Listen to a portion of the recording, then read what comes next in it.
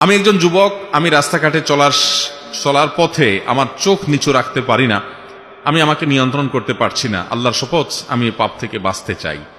আলহামদুলিল্লাহ, এই প্রশ্নগুলো সম্প্রতি অনেক বেশি পরিমাণে পাচ্ছি। আমার খুব ভালো লাগে যে আমাদের যুবক ভাইরা হারাম থেকে বাঁচার জন্য সংকল্প করছেন। ওলামা একরামের কাউন্সেলিং এর মাধ্যমে আল্লাহর ভয়ে তারা আল্লাহর পথে ফিরে আসার চেষ্টা করছেন। ভাইরা, আল্লাহ তাআলা কোরআনে বলেছেন, ওয়াল্লাযীনা জাহাদু ফীনা লানাহদিয়ান্নাহুম সুবুলানা।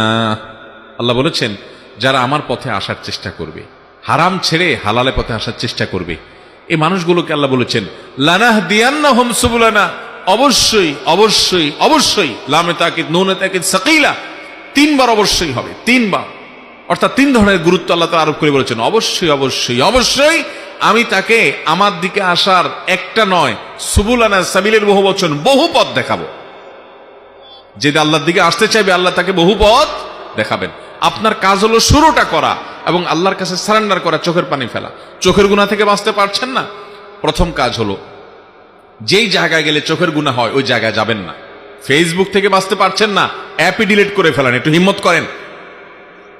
অথবা যেসব পেজ আইডি থেকে বাজে জিনিস আছে এগুলো সব আনফলো করে ফেলেন।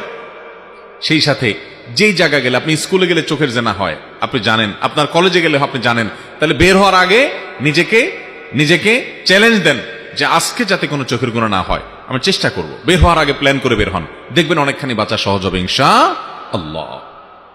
এরপরে যদি হয়ে যায়, আল্লাহর কাছে মাপ চান, পরের দিন আরো টাইট হন।